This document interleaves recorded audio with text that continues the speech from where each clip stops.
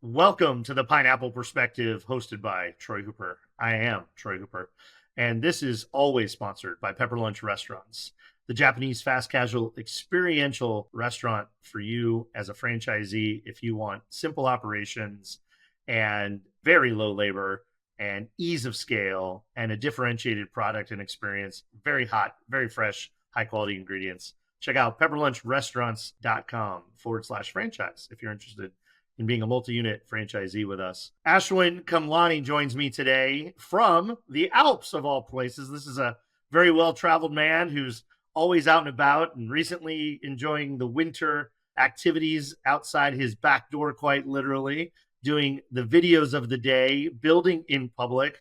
We're going to talk to Ashwin about a little bit about his history and a lot about what he thinks we need in this industry from a data intelligence and analytics and impactful understanding of our business. And we'll talk a little bit about what he's building, because he's building a brand new company, and we're excited to hear about that. Ashwin, welcome to the Pineapple Perspective. Thank you so much, Troy. This is long overdue. I'm happy to be here. So excited. I'm glad I got my feet under me, so when I get big dog guys like you on the show, I hopefully do it some bit of justice. Ashwin, we always start the show off to get to know our guests by asking a couple key questions. And it starts with, what does hospitality mean to you? Yeah, hospitality for me is all about trusting in the person that you're serving and giving before you ask for something in return. I grew up in the hotel industry. I went to the Cornell Hotel School. And so I was exposed to this mentality through my education, but also through my internships, and the company I used to work for, Melia Hotels out of Spain, is an excellent beacon or icon when it comes to hospitality. So I learned quite a lot about it. And that's what it means to me. It's about trusting that if you are generous with somebody to give them an amazing experience, that they're going to leave happy and tell all their friends about it, write good reviews about you, and that generosity will come back and help your business succeed. And I think that's really what hospitality is all about. So I usually follow that up. You kind of gave me the why or how in there. Let's go back a little bit further. What did how did you get an understanding about the idea of hospitality before you joined the hotel business, before you went to hospitality school and really learned sort of the finer refinements of it? But obviously something took you there because you chose this business. And so you had an understanding of hospitality. Tell us about the foundation of how the meaning of hospitality was formed for you. So it's a couple of things. My grandfather on my mom's side was a serial entrepreneur. He was in the real estate business, but also in hospitality. In fact, he opened the first five-star hotel in all of India called Sun and Sand, which is still there, by the way, and it's still in the family. And he went on to create many other hotels as well in India. And he also got into the restaurant business because in India, restaurants are an integral part of hotels. And he ended up opening up a restaurant in New York City called Tandoor. No surprise, Indian food. I believe it was on Madison. I was a little kid when I used to go there, but I remember being enamored with hotels and hospitality from a very young age, to the point where when my parents would take us on trips, let's say we'd go on a road trip across the US, my favorite thing about the trip was checking into a hotel and staying in the hotel.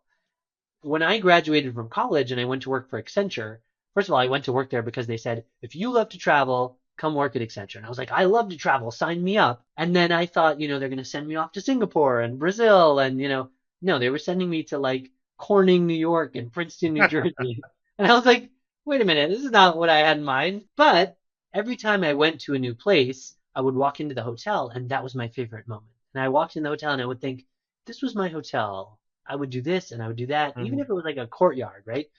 And so I realized, I really should be in this business. And that's why 3 years into my consulting career, I applied to the Cornell Hotel School and I said, I want to come study this industry. Now, my parents also, my dad happens to be a serial entrepreneur.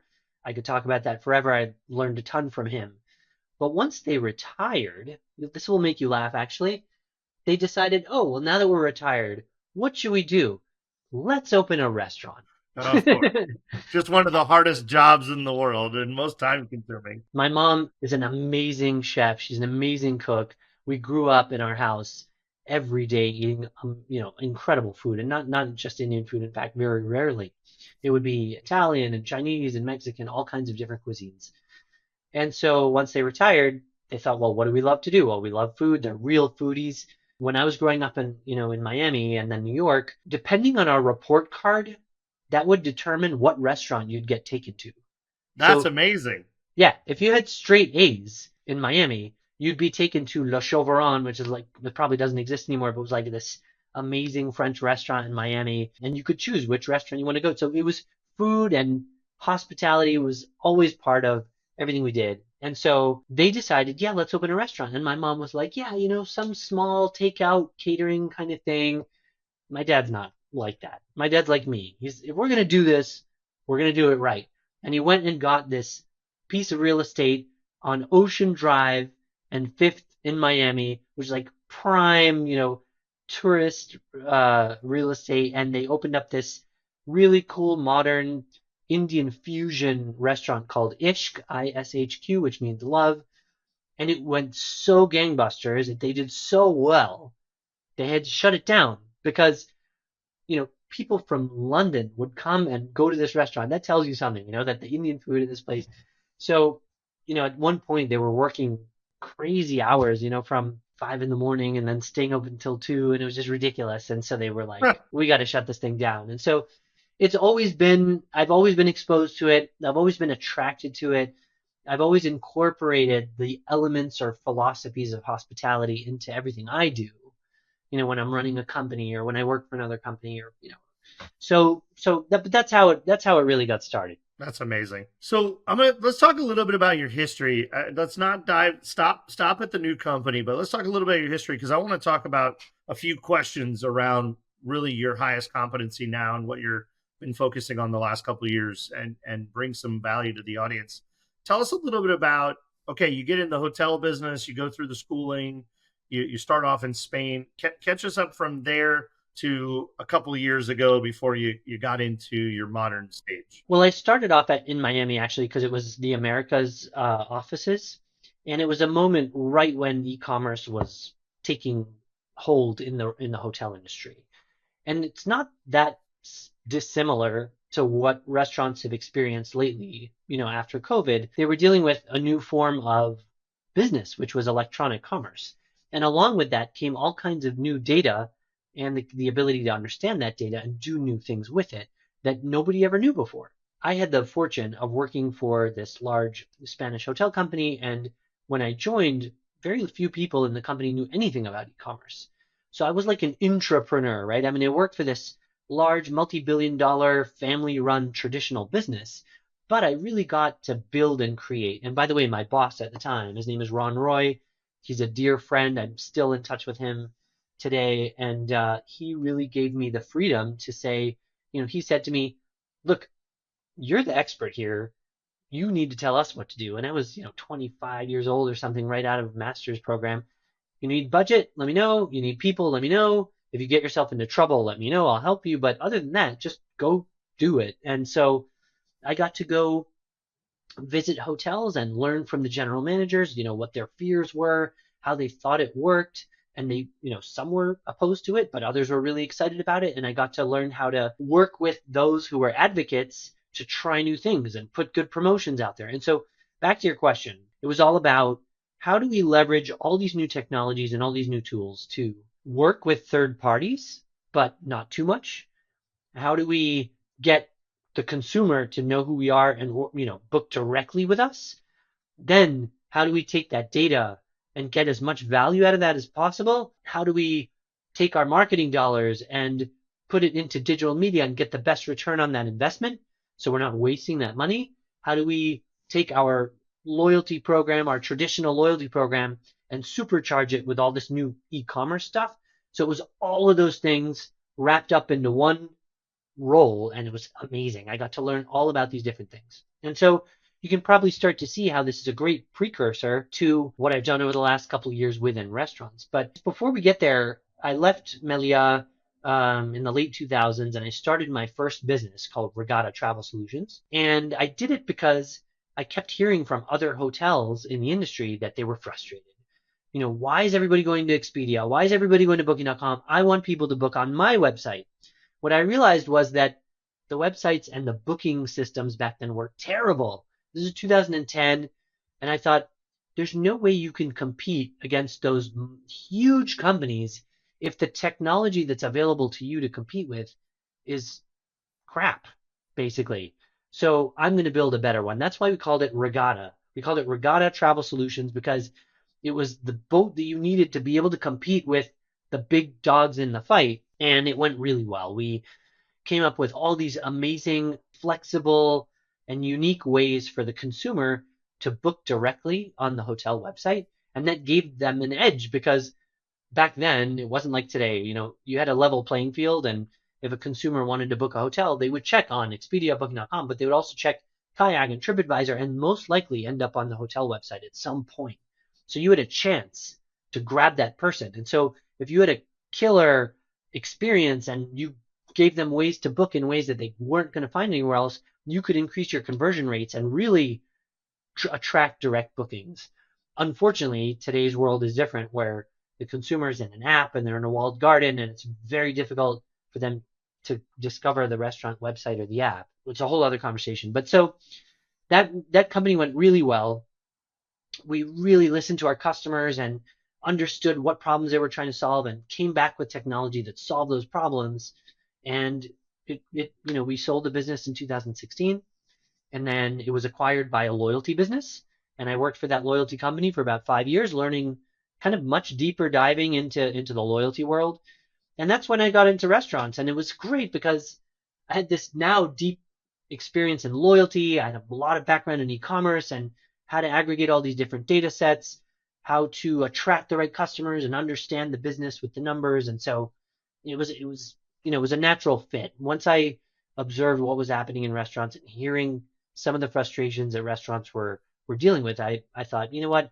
Not only can I help, but I know a lot of people that have knowledge that can help solve these problems. And that's how I got involved in restaurants. Pretty awesome story. Some people might know that I too came from fine hotels and resorts and the finer restaurant side, F&B side of that business as well. It's a hell of an education. And you're right? If you can spot those learnings and see those opportunities and say, oh, restaurants are really far behind this sort of curve. And that doesn't mean the path that hotels took is the path that restaurants could, should, or need to take, but there's definitely a lot in there. And like when you were talking about first party, right, converting people, I couldn't tell you the last time I used an Expedia TripAdvisor. I definitely search on Kayak or Hopper, but Right. search, kind of get my ideas, and then I go to the sites and all right, now, I have loyalty with Hilton, and some people might be Marriott or whatever, but it's flipped, and it took a long time, though. It That's really right. took a long time to flip it, but consumer experience had a lot to do with that, and I think there's a lot of similarities to third-party sites. I'm getting kind of tired of it costing me $20 extra to get a shipment to my house of lunch or dinner, right? That It's is getting absolutely right. Just one quick interesting point is that I think you're right. In some ways, the hotel industry is ahead of restaurants. But here's a bit of irony: the food and beverage industry in hotels is way behind way restaurants. behind. Yeah, I've had several hotel companies reach out to me like, can you help us with this? Can you help us with that? But then when you look at the systems they're using for either point of sale, or which is improving now, but digital ordering, those kinds of things, which, restaurants were faced with an existential threat and a reason to suddenly upgrade all that stuff if they wanted to stay alive. Hotel restaurants, not so much. And so they're yeah. still, quite behind, and it'll get there. Yeah, absolutely. Yeah, I think there's a lot going on, a lot changing, and you're definitely a part of that. So let's talk about a couple of these topics. You have a lot of insights around data collection, data aggregation, analytics, understanding because of what you've been building over the last couple of years, and now with your new company, what you're working towards. So let's talk about a couple of specific topics. I'm launching a brand new tech stack at Pepper Lunch, right? And that actually goes live today, quite frankly. Wow. For those What that, are you doing here, man? well, so for those of you who will see this or hear this in a couple of months or whatever it is, 4 or 5 weeks from now, it's January 21st, 2025. And the tech stack at Pepper Lunch went live today. The team is there. We're in a couple of stores. We're making sure that it's going well. And one of the big motivators for some of those decisions, or one of the big side benefits of a lot of the decisions we made around our tech stack, besides the integration capabilities of a lot of these tools, was certainly the data, was certainly the insights. We want to make the best decisions. We want to build this brand for the long term. We want to really understand our customer, really understand our employees, et cetera. And so data is a big piece of this. However, I'm staring down the barrel of an avalanche, to use your skiing in the Alps environment that you're in, and can only imagine how disconnected those 19 SaaS products pieces of data are going to be coming at me, like 19 separate trains. And so, one of the things you said to me before was that, brands are telling you that we have all the data we need. We don't need any more data. We need to understand it and use it for the most impactful insights and decision making we can. Talk a little bit about that, the ecosystem, where we're at, where you see the vision of the future in this data environment, now that we all decided we need data, but we have no idea how to, if we know how to get it, we don't even know what to do with it or how to make sense. I think that's exactly right. I feel a lot of the restaurant companies I've been speaking with are literally just drowning. And what happens is they have a certain priority that they want to solve, and then they try to figure out what data sets do they have that can help solve that problem. But in a way, there's a lost opportunity there because there's so much data out there, both internal data sets and external data sets. And of course, every restaurant group is on a different spectrum of how usable that data is. You still have some restaurants that are on these old systems that don't let you access the data, or if you can access the data, it's just too messy to use. And then you have new systems in the market that have recognized data is the new oil, and cleaning up that data, organizing it properly, and making it easily exportable or accessible, will give us a leg up in the industry. And they're right? And so you see lots of groups switching over to these new systems.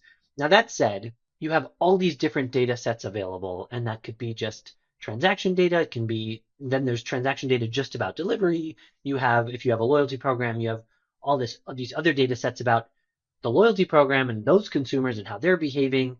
Of course, you have, external data sets. You have review scores. You have demographic data that you might have around every store. You could go on and on. We could talk about this for forever. Now, what do you do with that, right? Because what I keep hearing is I have so much data, I don't know what to do with it.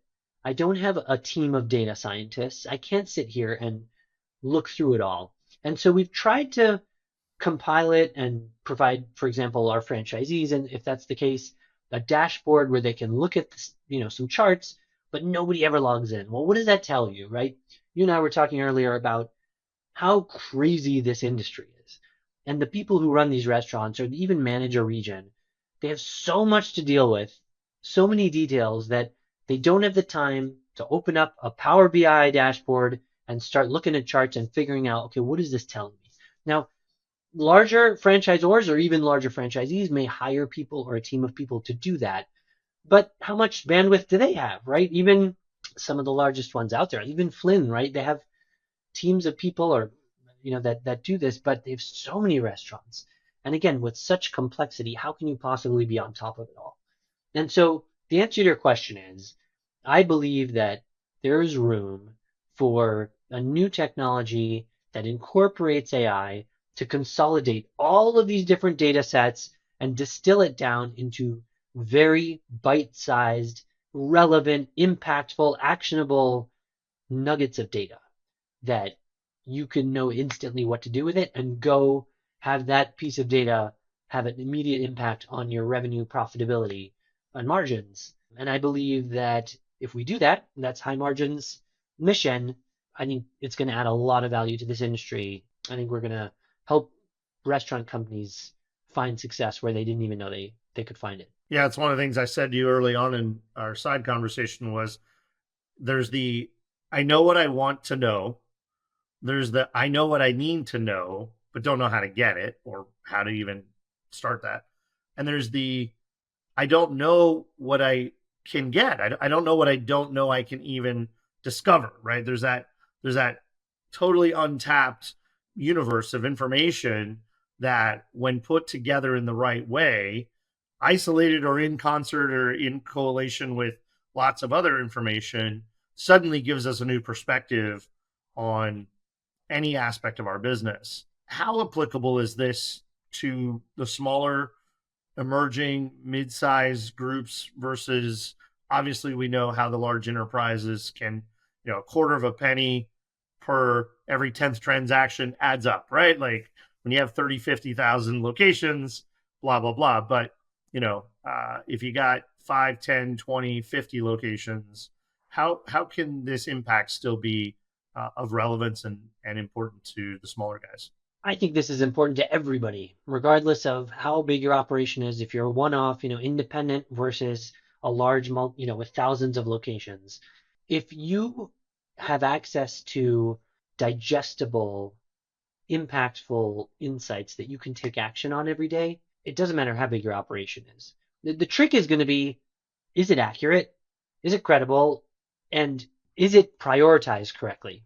Because if it is, then I would imagine even if you're an independent operator, it's hard to prioritize. You have a much smaller team, but you have just as many problems. How do you know which one to tackle first? To your point earlier, yeah, you can get access to all this data. Sometimes you don't even know, does that data even matter? Am I spinning my wheels trying to figure out this data point or this insight? But yeah, so I think it's not really about the size of the operation. It's about how meaningful is the data and can you measure it, right? Because a lot of times it's not only about what does the data tell me, can I actually do something about that? It's like what happened after that. And I think that's something a lot of people struggle with as well. Yeah, So can you put that in some sort of trackability form that over time you can see that it mattered a little bit, it mattered a lot, it really didn't matter, it didn't have any effect on the rest of the right. business. So we don't have to think about that anymore, right? Well, and that's something that we're going to help with because I think a lot of restaurants struggle to measure the impact of decisions they make or, the impact of taking action after the data tells them something. So I think that's important. You've been doing this a long time. I mean, you stood up another company that was focused on the pricing side of data and understanding the impacts of pricing on the cadence of business and how that might be able to be impacted. But now you're working in a little bit different environment or a little bit broader, I would say, mindset, right? Can you give the audience just some ideas? We kind of throw around words like data and margin and profitability and impact, and let's get a little specific. Give a couple of examples of questions that have been asked of you over time from these potential customers, from previous customers. What kinds of questions? Obviously, it's anonymized because we're not talking about the brands or the impact that they made or whatever. But give us some ideas of the types of information these brands are asking you about. And maybe if there's some outcomes you can share, great. But where should we be looking and asking ourselves first? Yeah, I mean, look, first of all, way too early to talk about outcomes. The company is about a month old at this point, and we're really just diving into the data now for these brands that are thankfully trusting us to help them solve some of these problems and answer some of these questions. So, what are some of the questions they're asking us? Well, can you take a look at our loyalty customers and understand their behavior better? Are these loyalty customers behaving differently than everybody else? And what can we learn from that? So that's one of the things we're working on today. Another one is how do we put some context around performance? So, okay, let's say a store is doing really well, or we think the store is doing really well. Well, are they really doing well? Should they be doing better? And how do we figure that out, right? What are the data points that we should be looking at to determine if they're actually doing well or not? And if they are doing well, what is it that they are doing well? And how can we learn from that and let other stores learn from those data points? So, all really exciting projects and interesting questions for us. To your point, at this point, we are not recommending prices or anything like that. We're not, scraping websites or, compiling competitive intelligence or there's, really nothing to do with what I was working on before, but it's still exciting to look at all these different data sets and be able to come back with an analysis that helps restaurants figure out how they can operate more efficiently, how to understand their customers better, and make decisions to increase their profits. Yeah, look, I think you've got a lot of insights from a variety of business circumstances, and you went on this tour across the country and talked to so many brands of all sizes and franchisors and franchisees and corporate brands. And I guess my question for you along that line of that intelligence is, are we all just struggling with the same problem, or are there some really key drastic differences between what different brand groups and multi-brand versus single brand, small, medium? Are we all really just trying to kind of get to the same place? Well, I think everyone is trying to get to the same place. The question is, where along the evolution are they? I don't want to presume anything about you or your group, but I think you're in a place where this is a large global group. There are probably a lot of learnings and insights in different pockets of the organization that could be kind of bubbled up to the top to benefit the entire organization. You said earlier you're implementing a new tech stack. You have the luxury to do that, and that's great. But there are other companies that would love to be doing that, but either they can't afford it or they have too many other things going on, and it would be too much of a lift to rip out their systems and replace it in a well-established organization. So I think everybody does want to get to the same place. And what does that mean? It means that you're really optimizing the operation without sacrificing hospitality. We started this conversation with hospitality. And I fear that sometimes we talk about inflation and we talk about labor and we talk about cost, and sometimes we start to forget about hospitality. In fact, I feel like when we focus too much on cost, it's a sign that hospitality might start to suffer. So anyway, getting back to the point, I feel like everyone wants to get to the same place, and that's about ultimately getting to know your customer better and being able to provide that hospitality. But again, you have groups that are maybe struggling financially, and so they can't afford to make those investments in new systems and to understand their data better and then to be able to make implementations to improve those things. And so, depending on where along the spectrum you are, you may be further ahead or behind. Yeah, I'm in a unique position, right? We have a we this brand was built on a master franchise model, and so every country has a different master, except for Singapore, China, Japan, and the U.S. Right? All of so that's only 4 out of 17 countries. The rest of the countries are independent, right? In that way, they're franchisees, they're large franchisees, and they have sub franchisees in many cases, but that means that they all built their own tech stack or some variation of what might not even be a tech stack. And we have to convince them. So one of the really cool positions I'm put in as we consider each of these types of partnerships and integrations and opportunities to implement different tools and solutions is we have to get our large franchisees to see the value.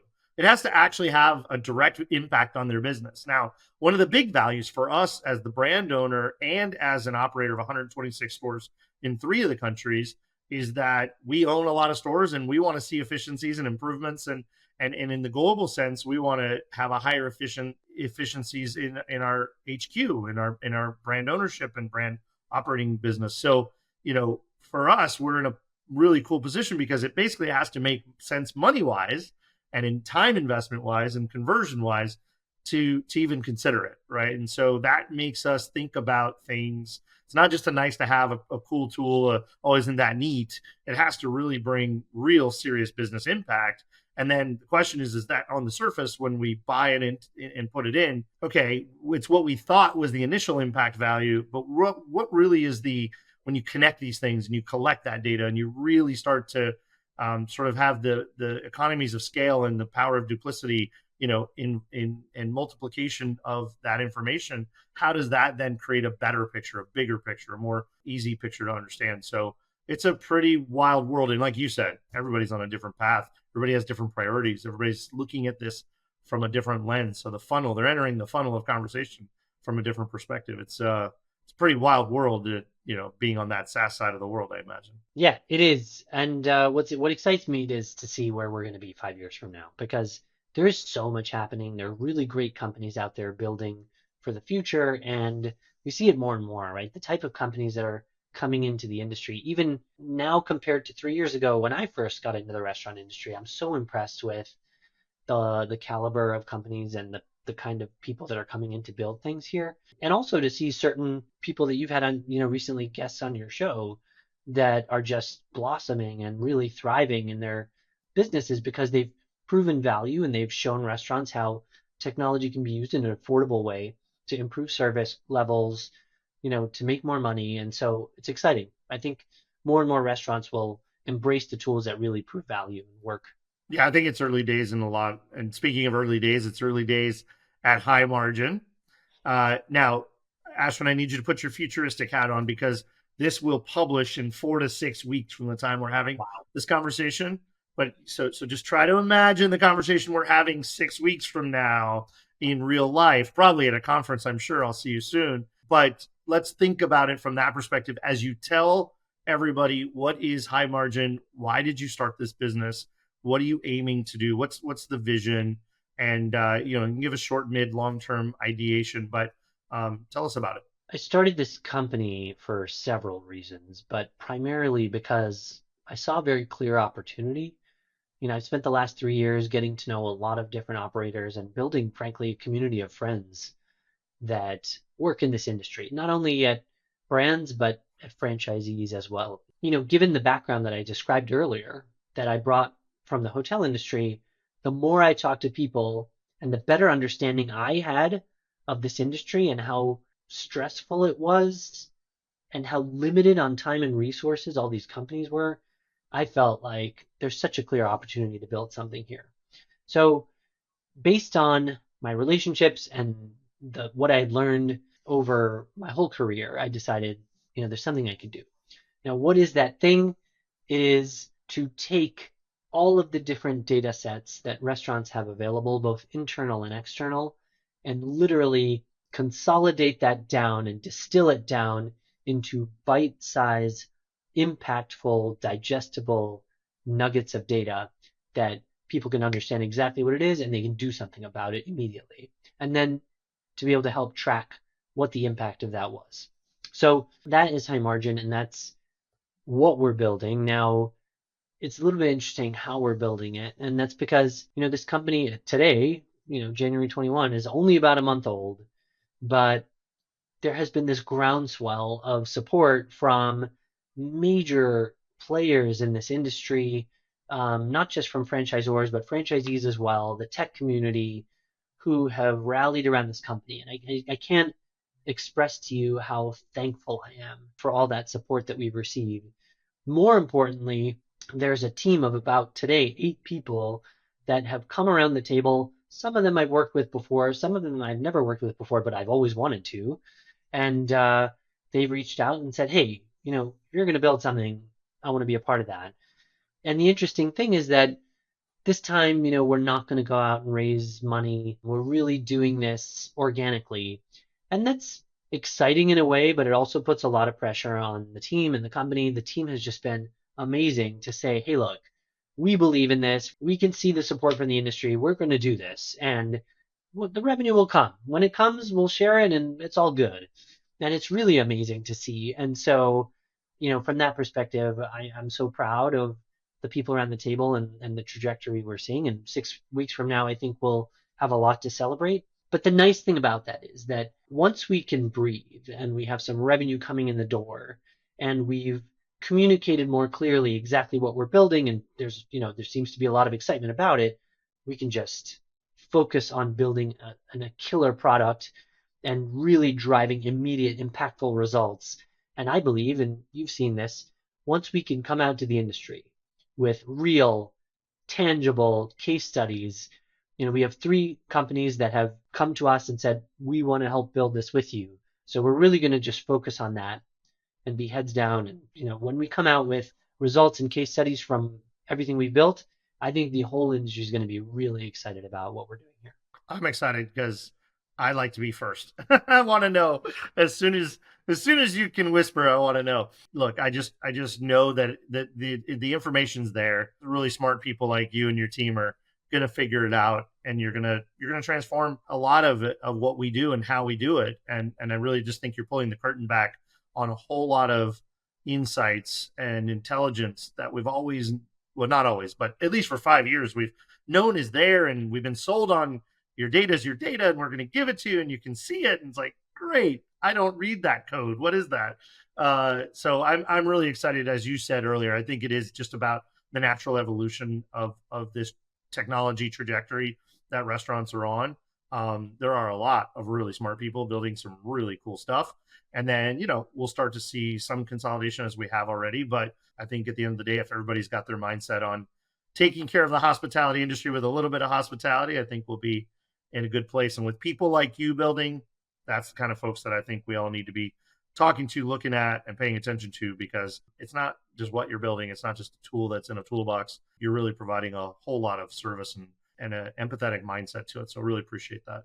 Thank you. Ashwin, how do people find High Margin? How do they find Ashwin Kamlani all over the world? Tell us where we can connect with you. You can find High Margin at our website, highmargin.ai. Me personally, I'm on LinkedIn, although, as of January, I started posting on Instagram and TikTok, and I even started tweeting, which frankly I've never done before. So that's how you can find me. Ashwin, keep building in public, my friend. I can't tell you how many times a week I reference your name when talking about or putting something in content, or what should I do that? Of course I should. Ashwin would do that. So a lot of people are following you. They're following your lead. They're aspiring to build the way you build. But yes, building in public with that transparency, I think, is what's built this community of support for you.